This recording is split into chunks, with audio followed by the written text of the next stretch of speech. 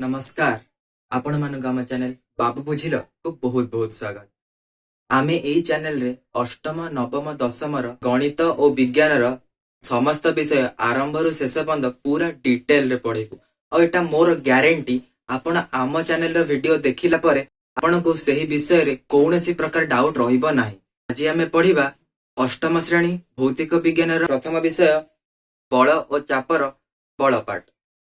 तो आज आमे पढ़िबा बल जहाँ को इंग्लिश रे फोर्स मध्य कहा जाए, बलर प्रकृति जहाँ को इंग्लिश रे नेचर ऑफ फोर्स मध्य कहा जाए, बलर प्रभाव जहाँ को इंग्लिश रे इफेक्ट ऑफ फोर्स मध्य कहा जाए, बलर प्रकार जहाँ को इंग्लिश रे टाइप्स ऑफ फोर्स मध्य कहा जाए। तो अपेक्षा कौन पाए, चलंतु स्टार्ट करिबा।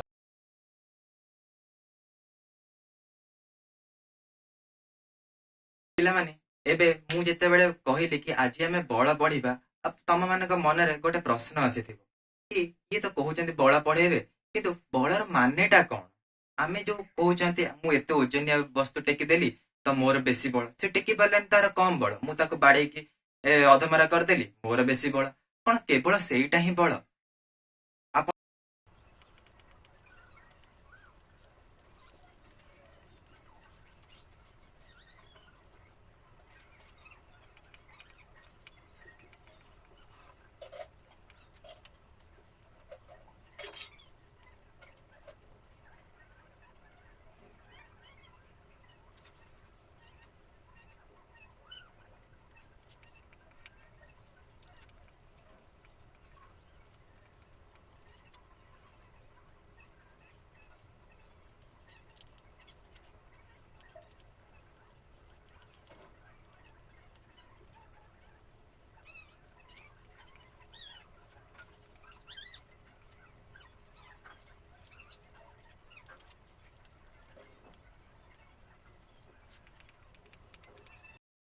पिला माने देखंतु मु एठी कोन लिखि, बल बा फोर्स जहाँ स्थिर वस्तु को गतिशील करि पारे, गतिशील वस्तु को स्थिर करि पारे, वस्तुर बेगरे वृद्धि किंबा ह्रास आनी पारे, वस्तुटीर दिग बदलाई देई पारे, वस्तुटीर आकृतिर परिवर्तन आनी पारे, ताहाको आमे बल को।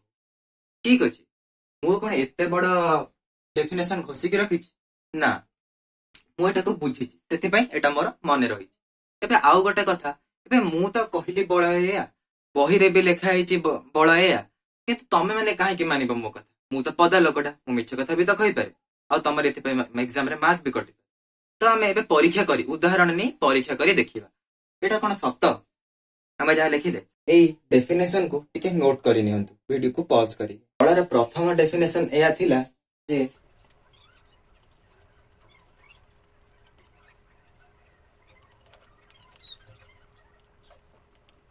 पिला माने मो हैंड राइटिंग को छंतनी, मो हैंड राइटिंग टिके खरा, किंतु मो एहा ग्यारंटी दोछि आपण मन के कांसेप्ट पूरा बुझे देबी पूरा आरंभ रे शेष पर्यंत। तो देखंतु आमे प्रथम डेफिनेशन एया थिला जे स्थिर वस्तु को गतिशील करि पारे।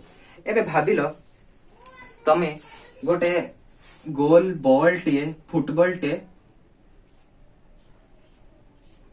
गोटे गोल फुटबॉल टे पड़िया रे पड़ीछि, ठीक अछि। तो जे पर्यंत गोटे खेलाड़ी ताको ता गोड़ रे, एटा एक खेलाड़ी जे पर्यंत ये ताको ता गोड़ रे गोटे किक न करिछि से बॉल टे आपे आपे गड़ी के पळेबो कि गड़ीबनी, ठीक अछि। तो यह एक बलर उदाहरण हैला कि नहीं। तो एटा सत्य, ए डेफिनेशन टा सत्य कि स्थिर वस्तु उपरे जे पर्यंत आमे बल प्रयोग न करिबा सेटा गतिशील हेबो नाही। द्वितीय उदाहरण देखिबा।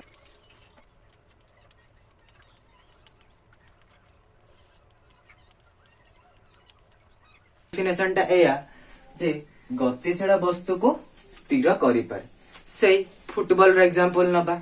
एबे एठारे जेते बेले ए बॉल टी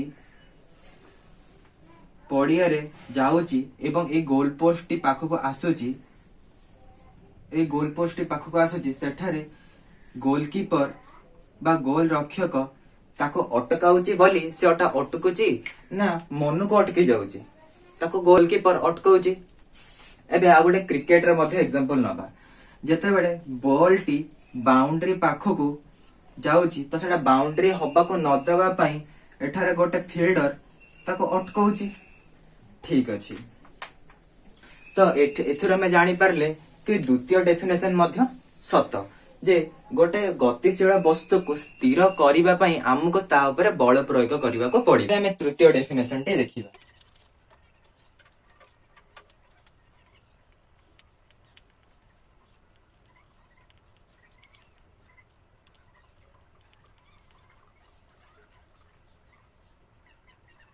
ତୃତୀୟ ଡେଫିନେସନ ଟି ଏହା ଯେ ବସ୍ତୁଟିର ବେଗରେ ବୃଦ୍ଧି କିମ୍ବା ହ୍ରାସ ଆଣିପାରେ। ଠିକ ଅଛି, ଏବେ ଆପଣ ଦେଖନ୍ତୁ ଯେ ଗୋଟେ ସାଇକେଲ ଚକାକୁ ଯେତେବେଳେ ଗୋଟେ ଲୋକ, ଏଟା ଏକ ଲୋକ ଯେତେବେଳେ ସେ ଗୋଟେ ବାଡିରେ ଗୋଟେ ସାଇକେଲ ଚକାକୁ ଆପଣ ଗାଁରେ ବି ଖେଳିଥିବେ, ଗୋଟେ ସାଇକେଲ ଚକାକୁ ଆମେ ହାତରେ ବାଡେଇ ବାଡେଇ ତାକୁ ଚଲଉ। ଯେତେବେଳେ ଦେଖିବେ ଆପଣ ବାରମ୍ବାର ସାଇକେଲ ଚକଟିକୁ କାହିଁକି ବାଡାନ୍ତି? ତା ବେଗରେ ବୃଦ୍ଧି ଆଣିବା ପାଇଁ। ଠିକ ଅଛି, ଏବେ ଏଇଟା ତ ହେଇଗଲେ ବୃଦ୍ଧି। ଏବେ ହ୍ରାସ ଦେଖିବା। ଯେତେବେଳେ ଏଇ ସାଇକେଲ ଚକଟି ନାଳ ଆଡକୁ ଯାଏ, ଯେତେବେଳେ ଏଇ ସାଇକେଲ ଚକଟି ନାଳ ପାଖକୁ ଯାଉଥାଏ, ସେତେବେଳେ ଆପଣ କଣ କରନ୍ତି? ତାକୁ ହାତରେ ଧରିକି ଅଟକେଇ ଦିଅନ୍ତି କିମ୍ବା ତାହାର ବେଗରେ ହ୍ରାସ ନେଇ ଆସନ୍ତି କିମ୍ବା ତାକୁ ଅଲଗା ଦିଗରେ ମୋଡି ଦିଅନ୍ତି। ଯେତେବେଳେ ଆପଣ ସାଇକେଲକୁ କାହିଁକି ବାରମ୍ବାର ପେଡାଲ କରୁଛନ୍ତି? କି ତା ଦ୍ୱାରା କି ତାର ବେଗରେ ବୃଦ୍ଧି ହବ। ଏବଂ ଯେତେବେଳେ ଆପଣ ତାକୁ ଅଟକେଇବାକୁ ଚାହୁଁଛନ୍ତି, ଆପଣ ବ୍ରେକ୍ ମାରୁଛନ୍ତି, ଏଥିରେ ତାର ବେଗରେ ହ୍ରାସ ପାଉଛି। ଠିକ ଅଛି, ଡେଫିନେସନ ଦେଖିବା। ଚତୁର୍ଥ ଡେଫିନେସନ ଟା ଏମିତି ଯେ ବସ୍ତୁଟିର ଦିଗ ବଦଳାଇ ପାରେ, ବଳ ବସ୍ତୁଟିର ଦିଗ ବଦଳାଇ ପାରେ। ଏବେ ଆମେ ଗୋଟେ ଉଦାହରଣ ନେଇକି ଦେଖିବା। ଏବେ ଉଦାହରଣଟା ଏମିତି, ଯେତେବେଳେ ଆପଣ ସାଇକେଲ ଟା ଚଲାଉଛନ୍ତି, ଆଗରେ ଗୋଟେ ନାଳ ଅଛି କିମ୍ବା ଆପଣଙ୍କୁ ଆଗକୁ ଯିବାର ନାହିଁ, ସେତେବେଳେ ଆପଣ କଣ କରୁଛନ୍ତି? ତାର ଷ୍ଟେରିଂ ଟା କିମ୍ବା ତା ହ୍ୟାଣ୍ଡେଲ ଟାକୁ ବୁଲାଉଛନ୍ତି। ହ୍ୟାଣ୍ଡେଲ ବୁଲେଇବା ସତ୍ତ୍ୱେ କଣ ହଉଛି? ସେଟା ଅଲଗା ଗୋଟେ ଦିଗରେ ଚାଲୁଛି। ତ ଅଲଗା ଗୋଟେ ଦିଗରେ ଚାଲିବାକୁ ଆପଣ କଣ କରିବାକୁ ପଡିଲା? ବଳ ପ୍ରୟୋଗ କରିବାକୁ ପଡିଲା। ତ ଚତୁର୍ଥ ଡେଫିନେସନ ବି ସତ ହେଲା। ଏବେ ପଞ୍ଚମ ଡେଫିନେସନ ଦେଖିବା।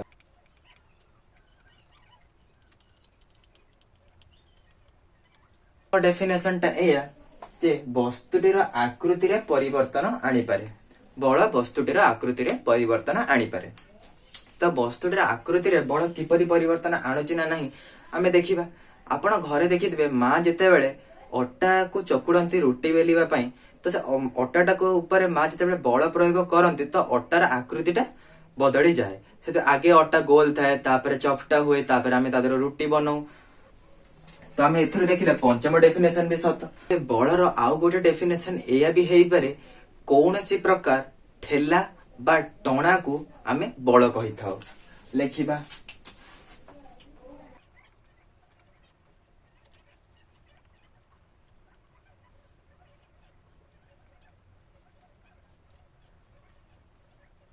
ଏବେ ଆମେ ଏକ ଉଦାହରଣ ଦେଖିବା, ଯାହାକି ଠେଲା ଆଉ ଟଣାର ବହୁତ ବଢିଆ ଉଦାହରଣ, ଆଉ ସେଟା ଆପଣଙ୍କର ପରୀକ୍ଷାରେ ବି ଆସିପାରେ।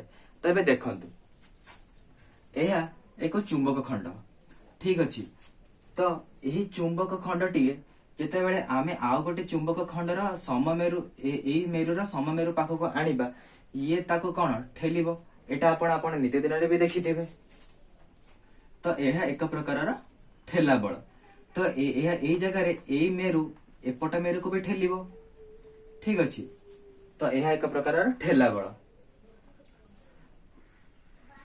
ଆଉ ଗୋଟେ କେସରେ ଆମେ ଦେଖିବା, ଯେତେବେଳେ ଆମେ ଏଇ ଚୁମ୍ବକଟାକୁ ସେମିତି ରଖିବା ଏବଂ ଏଇ ଚୁମ୍ବକଟାକୁ ବୁଲେଇ ଦବା, ସେଇ ସମୟରେ ଏହାର ବିପରୀତ ମେରୁ ପାଖାପାଖି ଆସିଲେ, ଯେତେବେଳେ ଏହାର ବିପରୀତ ମେରୁ ପାଖାପାଖି ଆସିଲେ, ସେତେବେଳେ ଏହି ମେରୁ ୟା ଉପରେ ଏକ ଟଣା ବଳ ପ୍ରୟୋଗ କରିବ ଏବଂ ଏହି ମେରୁ ୟା ଉପରେ ମଧ୍ୟ ଟଣା ବଳ ପ୍ରୟୋଗ କରିବ।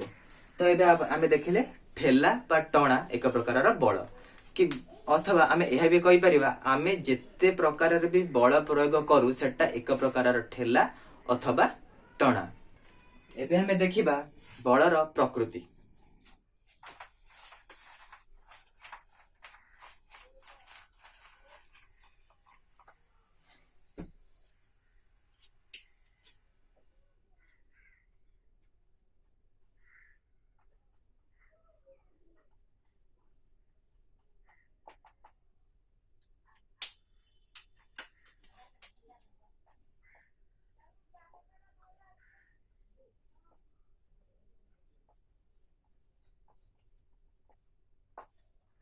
एबे हमें देखिबा बलर प्रकृति जहाँ नेचर फोर्स मध्य कह जाए। ठीक अच्छे।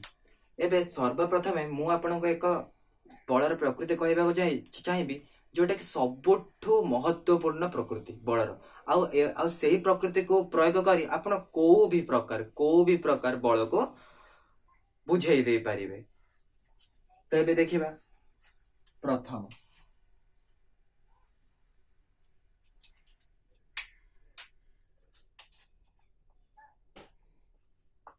बल एक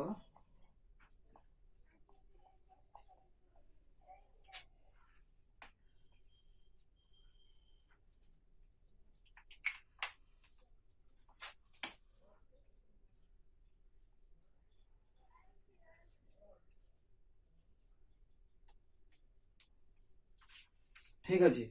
एबे हमें देखिबा एबे बलर प्रथम प्रकृति या कि बल एक सदिश राशि जहाँ को इंग्रजी रे वेक्टर क्वांटिटी मध्य कहा जाए। याको हमें इंग्रजी रे एमिति कहि परिबा force is a vector quantity. ठीक अछि। एबे त मु कहि देली vector quantity force is a vector quantity बा सदिश राशि। एबे सदिश राशि बा वेक्टर क्वांटिटी रो माने कोन ए जे आपण माने न जानि थेबे याको जानि किछि फायदा नै। तो एबे देखंतु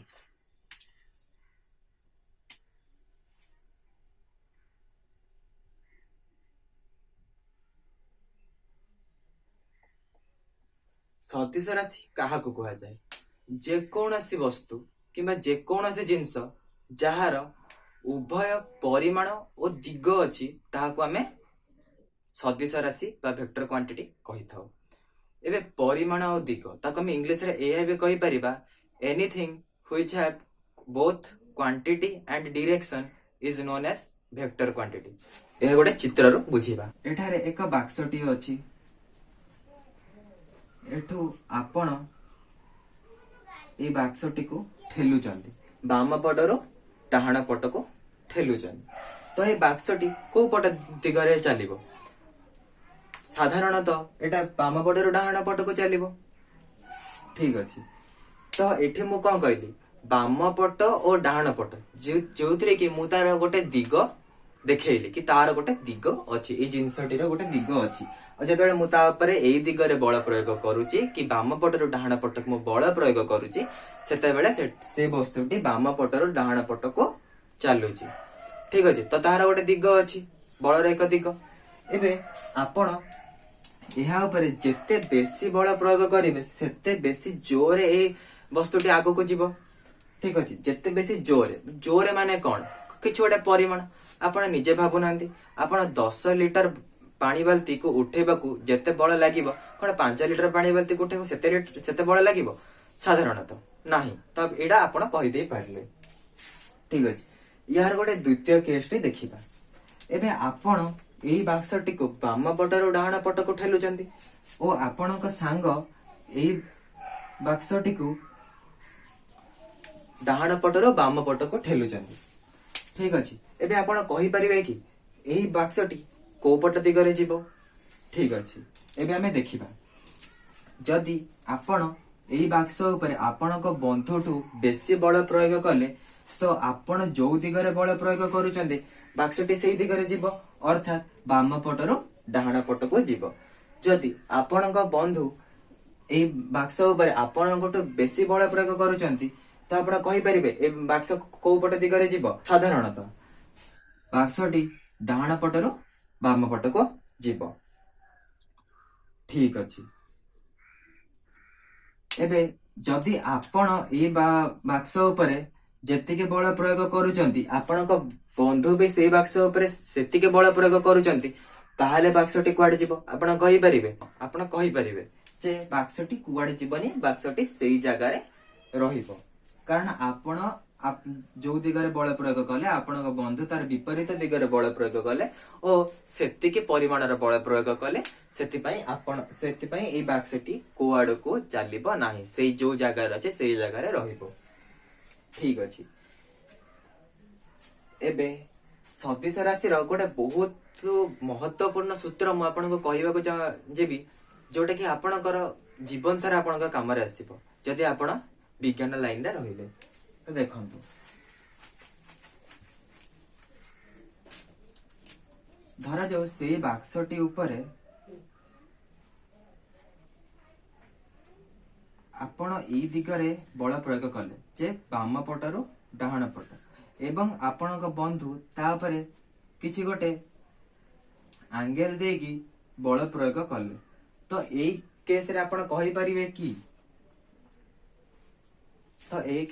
କହିପାରିବେ କି ବାକ୍ସଟା କୋଉ ଦିଗରେ ଚାଲିବ ନା ବଟ୍ ମୁଁ କହିଦେଇ ପାରିବି ବାକ୍ସଟା କୋଉ ଦିଗରେ ଚାଲିବ ମୁଁ ଆରାମ ସେ କହିଦେଇ ପାରିବି କି ଏଇ ଦିଗରେ ଚାଲିବ ଆଉ ଏଇଟା ସତ ବି ହବ ଯଦି ଆପଣ ଏଟା ଚେଷ୍ଟା କରିବେ ଏଟା ଆପଣ ଘରେ ଉଦାହରଣ ନେଇକି ଚେଷ୍ଟା ବି କରିପାରିବେ ତ ଏଟା ସତ ହବ ଏବେ ମୁଁ କେମିତି କହିଦେଇ ପାରିଲି ଯେ ଏଇଟା ଏମିତି ହବ ଧରାଯାଉ ଆପଣ ଏଇ ବାକ୍ସଟି ଉପରେ ଏ ବଳ ପ୍ରୟୋଗ କରୁଛନ୍ତି ଓ ଆମେ କିଛି ସମୟ ପୂର୍ବରୁ ପଢିଲେ ବଳ ଏକ ସଦସ୍ୟ ଅଛି ତାହାର ଏକ ଦିଗ ଥାଏ ତ ଆପଣ ବାମରୁ ଡାହାଣ ପଟକୁ ବାକ୍ସଟିକୁ ଠେଲୁଛନ୍ତି ଓ ଆପଣଙ୍କ ବନ୍ଧୁ ୟାକୁ ଏଇ ଦିଗରେ ଠେଲୁଛନ୍ତି ଏଇ ଦିଗରେ ଅର୍ଥାତ୍ ବି ପରିମାଣର ବଳ ପକାଉଛନ୍ତି ଏବଂ ଏଇ ଦିଗରେ ଆପଣ ଦିପଟେ ବଳ ପକେଇଲା ପରେ ସେଟା ଫାଇନାଲି କୁଆଡକୁ ଯାଉଛି ଏଇ ଦିଗରେ ଚାଲୁଛି ଏଇ ଦିଗଟାକୁ ଧରାଯାଉ ଆମେ ଆର କହିଦବା ରେଜଲ୍ଟ ଏଇଟାକୁ ଆମେ ରେଜଲ୍ଟ ଧରିକି ଆର କହିଦବା ଏବଂ ଏଇ ଦିଗରେ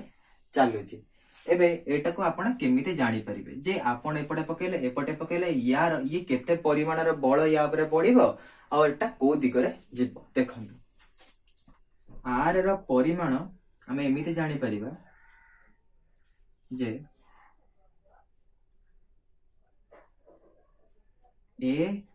ଆପଣ ଏ ବଳର ପରିମାଣର ସ୍କୋୟାର ପ୍ଲସ୍ ବି ବଳ ପରିମାଣର ସ୍କୋୟାର ପ୍ଲସ୍ 2 ଏ ପରିମାଣ ବି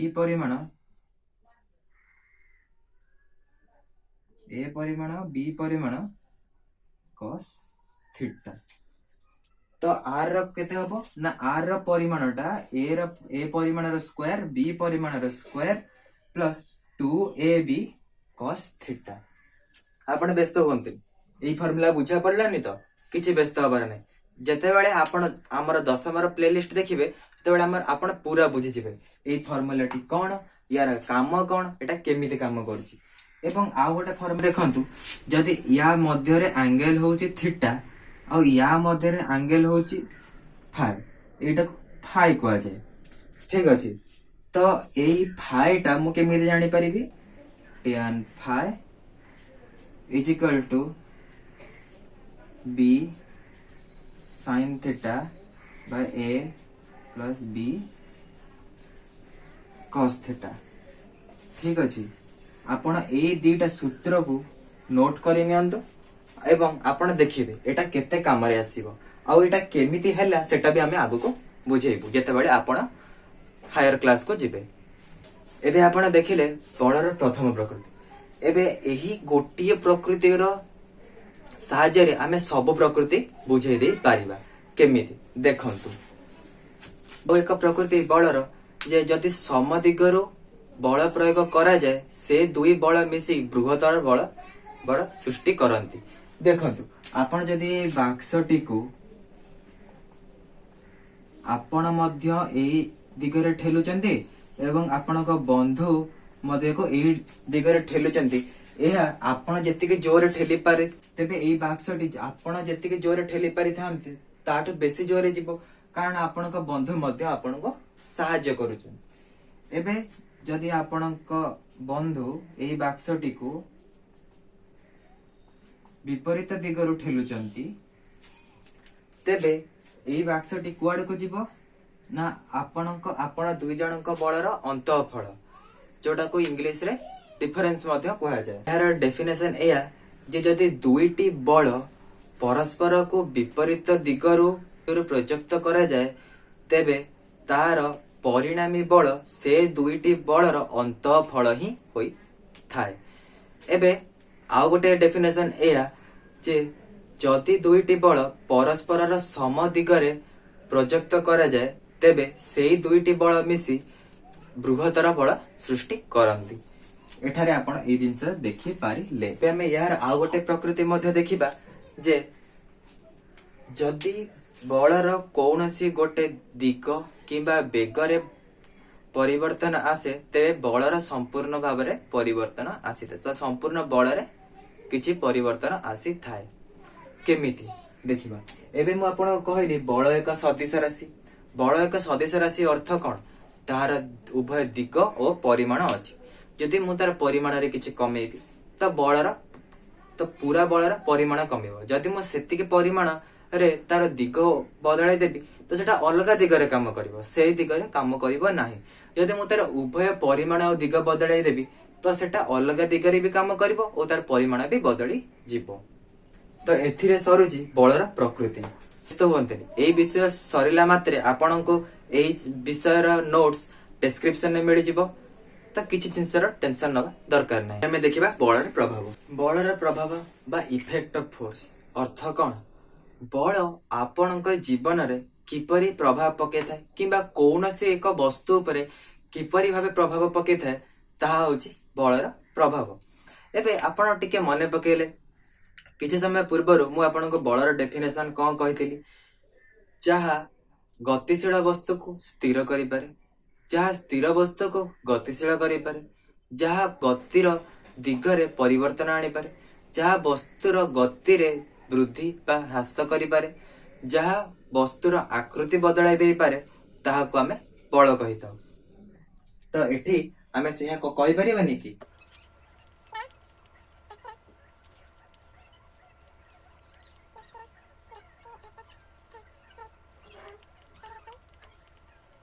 एबे मोठी कौन लिखिली बल वस्तुर गति अवस्था रे परिवर्तन आनी थाए। एबे गति अवस्था माने कौन चलंतु देखिबा। गति अवस्था अर्थ है जे कोनसे समय रे वस्तुटी स्थिरावस्था बा गतिशील अवस्था रे रही थाए ताहाको वस्तुटीर गति अवस्था कुहा जाए। ठीक अछि। एबे वस्तुटीर गति अवस्था रे परिवर्तन आनी थाए एहार माने कौन एहार माने तो आपण जानि चंती आमे डेफिनेशन रे पढ़ी थिले जे एटा आइदर स्थिर वस्तु को गतिशील करिवो बा गतिशील वस्तु को स्थिर करिवो ताहाको बल कुहा जाए। तो एठारे एहा काम रे लागिला ना नहीं ओ एटा आपण नीति दिन रे भी देखुथिबे। बलर द्वितीय प्रभाव बल वस्तुर दिगरे परिवर्तन आनी थाए। वस्तुर दिगरे परिवर्तन आनी थाए र अर्थ मु आपन आगर बुझाइछि आ एटा एक प्रकार प्रभाव एटा आपण जानि छांती।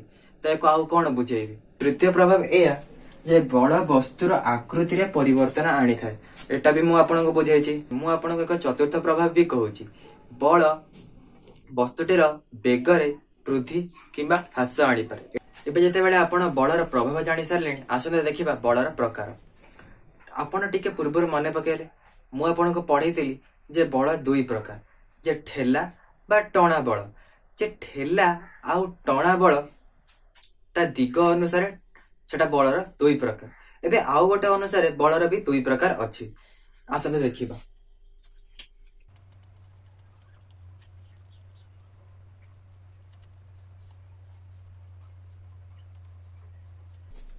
तो बलर दुई प्रकार संस्पर्शक बल असंस्पर्श बल।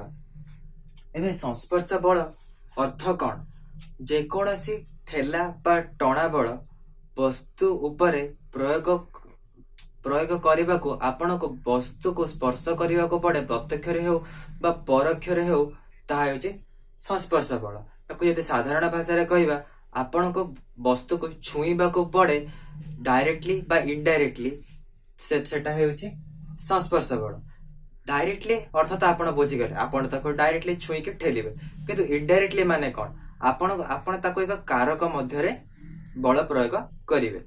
कारक अर्थ कोन किछि गोटे एजेंट जा द्वारा एबे गोटे उदाहरण देखिबा जते बेले आपण कुओरु पानी काढुचंती आपण रस्सी द्वारा बाल्टी ऊपर बल प्रयोग करी ताको पानी काढुचंती एई जगह रस्सी होची कारक। सेही परी उदाहरण बहुत अछि। तो असंस्पर्श बल माने कौन जे कौन से ठेला बा टणा बल जहा को प्रयुक्त करिबा पई आपण को वस्तु को स्पर्श करिबा को पड़े नाही प्रत्यक्ष रे हो बा परोक्ष रे हो ता होची संस्पर्श बल। एबे आपण तो एटा जानि सारिथिबे कि जे आपण को वस्तु को छुईबा को पड़ेनी डायरेक्टली बा इनडायरेक्टली। संस्पर्श बलर एक बहुत ही बढ़िया उदाहरणटा एया जे घर्षण बल। आपण घर्षण माने कोन जानिचंती? एबे गोटे या पूर्वरु मु आपण जो उदाहरण देइतिली आपण सेटा टिके भाबिले देखि, जेते बेले आपण बॉल टी को पड़िया रे गड़े दउचंती, आस्ते किना गड़े दउचंती, सेटा कोन गड़ी गड़ी कुआडे पळौची? गड़ी गड़ी जाउनी, किछि समय गड़िला परे सेटा अटकी जाउची। सही परी आपण जते भुवनेश्वर रे रहउचंती, थरे भाबिले आपण जते 11 तला पाखरे किछु गोटे बॉल टी को हल्के के गड़े देले सेटा कोन गड़ी गड़ी राम मंदिर पन पळेबो कि? जीवन एबे सेटा काहे के होउची? आपण तो वस्तु ऊपर बल प्रयोग करी ताक स्थिर वस्तु को गतिशील कले। एमिति कोन अछि जोटा कि गतिशील बॉल टी को स्थिर करूची? किछि गोटे बल थिबो, मु या पूर्वरु आपण को पढेइची जे कोनोसी गतिशील वस्तु को स्थिर करबा पई हमको ता ऊपर बल प्रयोग करबा को पड़े। ताले किछि गोटे बल थिबो जहा द्वारा कि गतिशील बल टी स्थिर हो जाउची। एबे सेही बल टी होउची घर्षण बल। एबे घर्षण बल केमिति प्रयोग करा जाउची?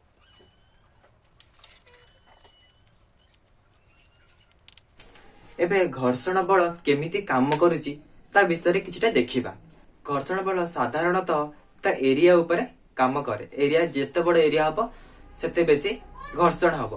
बा आपण देखिबे जेते आबुडा खाबुडा रास्ता रे बेसी बाट बॉल टी गड़ीब नाही। तो से जो आबुडा खाबुडा जोगुरु ही आपणकर घर्षण बल सृष्टि होइता है। एबे घर्षण बल काहे सृष्टि होय तार तो विभिन्न कारण अछि।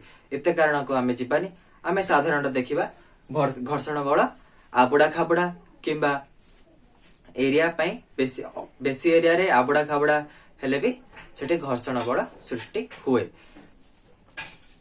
एबे घर्षण बल काम केमिति करे तार आउ गोटे काम एया जे आपण जदि बॉल टी को एपट दिगरे गतिशील करेबे ताहले घर्षण बल एपट दिगरे काम करबा को पड़िबो। या पूर्व मु आपण को पढेइची जे बल एक सदिश राशि। एबे सदिश राशि कोन? जहार परिमाण और दिग उभय थिबो। एबे जदि एई दिगरे आपण बॉल टी गतिशील करौचंती तेबे बॉल टी को स्थिर करबा किंबा ता गतिर ह्रास करबा को हमको ता विपरीत दिगरे बल प्रयोग करबा को पड़िबो। तो सेथि पई घर्षण बल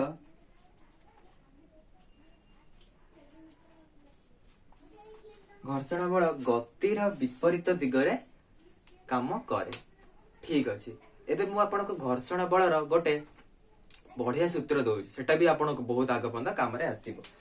जदि एफ आटा हेला हमर घर्षण बल is equals to mu N.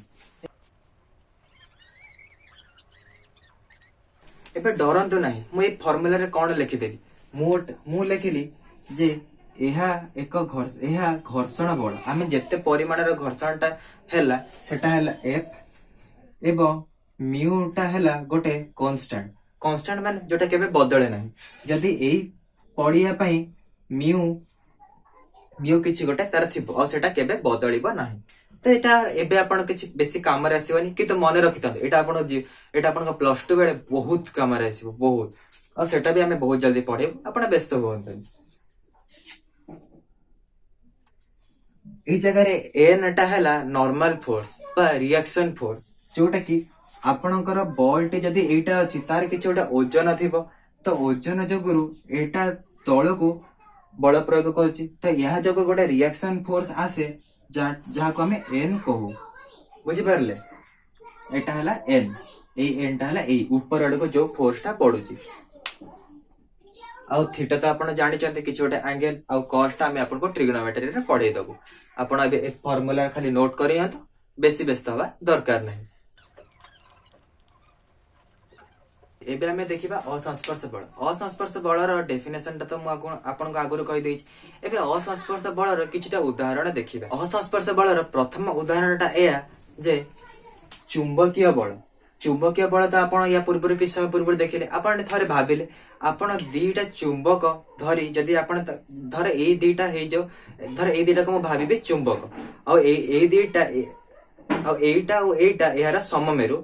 जदि मैं पाख को आणुची मु एक कोन स्पर्श करबा को पडिला कि, किंतु ये या ऊपर किछटा बल पकोछि एवं ये या ऊपर किछटा बल पकोछि। केमिति? सेटा होछि असंस्पर्श बल। एबे हमें आउ गोटे उदाहरण देखिबा असस्पर्श बलर सेटा सेटा हेउची स्थिर विद्युत बल। स्थिर विद्युत बल कौन? स्थिर विद्युत बल को आम इंग्लिश इलेक्ट्रोस्टैटिक फोर्स मध्य कहू। ठीक अच्छे एबे तो कहीदेलु एबे जिनसटा एक्चुअली कौन देखंतु जेतेबेले आपण घरे चेष्टा करी देखिबे आपन जेतेबेले सुखिला चुटी रे आपण गोटे स्केल ने की घसीबे एवं छोट छोट कागज खंड पाखको ताको देखेबे छोट छोट कागज खंड ता पाखको टाणी हेई पळे आसीबे। एबे सेटा काहे के हुए कागज खंडटी तो स्थिर थिला एवं आप जेटा पाखको नउचे तार गति रे परिवर्तन आसुची। एबे आमे जानि चंती किछ गोटे बल थिबो जहा द्वारा कि गति रे परिवर्तन आसुतबो से बलटी होची स्थिर विद्युत।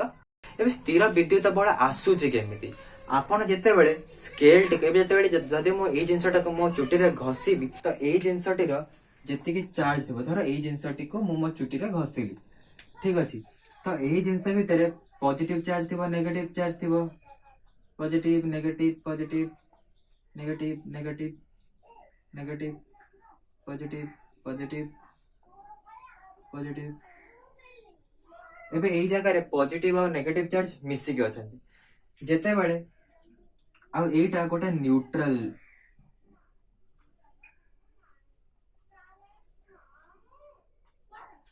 वस्तु जहार किछि चार्ज नाही। एबे जेतेबेले मु एई जिंसटा को मो चुटी रे घसीबी सेतेबेले कोन हबो ना या भितरु किछिटा चार्ज बाहर को पळे आसीबे जहा द्वारा कि एई वस्तुटी रो किछि गोटे चार्ज आसी जिवो। एबे को चार्ज आसीबो आमे केमिते जानिबा जदि एई वस्तुटी रो पॉजिटिव चार्ज जदि पॉजिटिव चार्ज बाहर के पळे आसीला ताले वस्तुटी नेगेटिव हे जिवो जदि वस्तुटी रो नेगेटिव चार्ज बाहर के पळे आसीला ताले वस्तुटी पॉजिटिव हे जिवो। आपण एक कथा तो बुझी पारले। एबे कागज खंडटी को एटा टाणी दउची केमिति देखंतु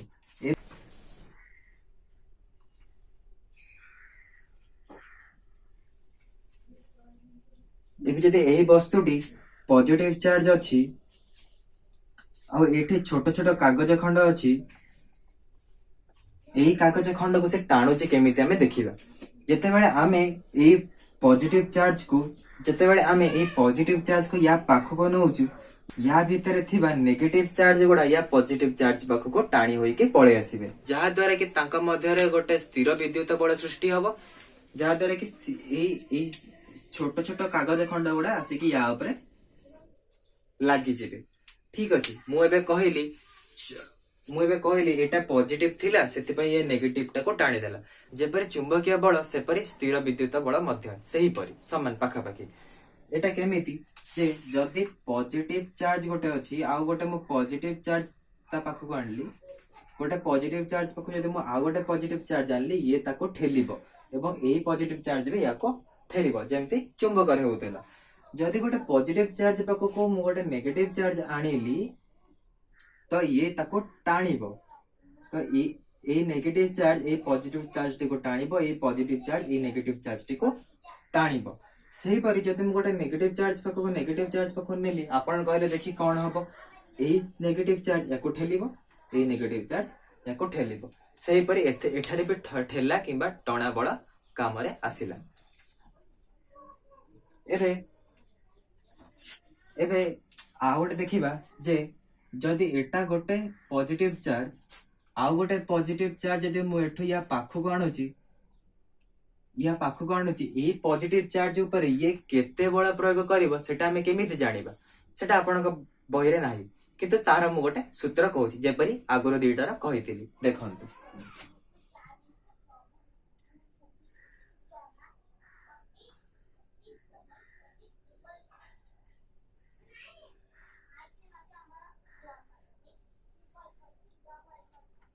ए फॉर्मूला देखिक भी डरंतनी मुझे साधारण भाषा रे आपनको मुझे साधारण भाषा रे आपनको बुझाई दउची।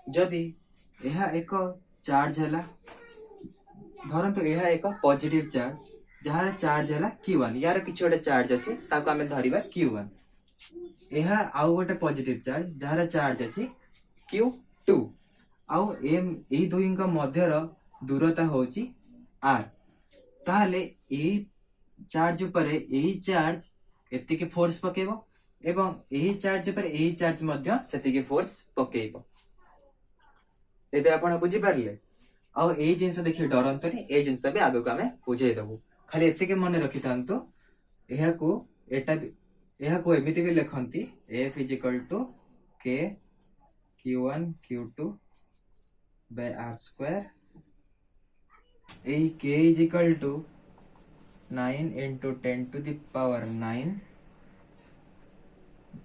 into 10 to the power 9 newton metre square per coulomb square ठीक अच्छे एबे देखंतु एबे हमें पूरा स्थिर विद्युत बल पढ़ी सारे महाकर्षण बल आपण समस्ते जानिथिबे जे कौनसी वस्तु छोट बा बड़ वस्तु दुहे दुहींको उपरे टणा बल प्रयोग करती और यह को इंग्लिश रे ग्रेविटेशनल फोर्स मध्य कहा जाए और एटा केवल टणा बल एथरे ठेला बल न थाए ठीक अच्छे देखंतु धरा जाओ एटा एक वस्तु जार ओजन m1 एवं एटा एक वस्तु जार ओजन m2 ओ एवं एई दुई वस्तुଙ୍କ ମଧ୍ୟର ଦୂରତା ହେଲା एवं एई दुई वस्तुଙ୍କ ମଧ୍ୟର ଦୂରତା ହେଲା r एबे एई वस्तु या उपरे F टणा बल पकाउतो जोटा के होउचे महाकर्षण बल एई वस्तु मध्य या उपरे F टणा बल पकाउतो एबे एई F टणा बलटा केते ना F = G m1 m2 by R square ठीक अछि एबे G टा केते हमें केमे जानिबा एबे G रो वैल्यू हैला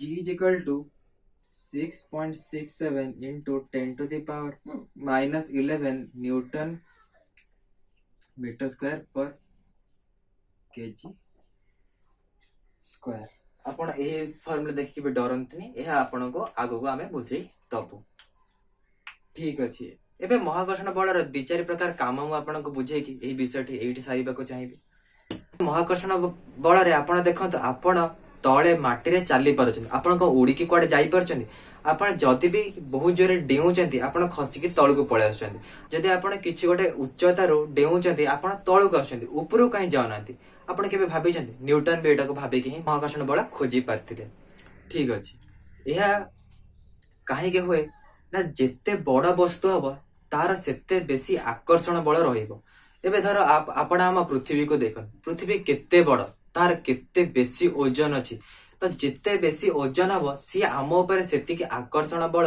पकाउची सेते पय आमे खसी की तळु को आसुचे ऊपर को जाउने आ महाकर्षण बल सब बेले गोटे वस्तुर केंद्र पर्यंत काम करे केंद्र पट को काम करे आमे सब बेले अर्थ रो आमे सब बेले पृथ्वी रो केंद्र पट को टाणी होचंदी किंतु आमे ता पट को एते बेसी जोरे टाणी भिड़ी के जाउ नांती कारण तार प्रयोगटा आम माटी आमको अटके दउची ठीक अछि तो एबे आ गोटे उदाहरण देखिबा महाकर्षण बलर जे चांद आम पृथ्वी चारिपटे काहे के बुलिए के रोची से काहे के आउ कड़े पड़ोनी ताहार कारण भी होची महाकर्षण बल एबे आम पृथ्वी मध्य सूर्य चारिपटे बुलिए के काहे के रोची ताहार कारण भी महाकर्षण बल एबे एतिकेरे मु आपनको एतिकेरे मु ए क्लास टा एट रखिबा को चाहिबे एबे आपण मानक काम एबे मु तो एतिके पढे देली एबे आपण मानक काम आपण नित्यदिनिया आपण मानक काम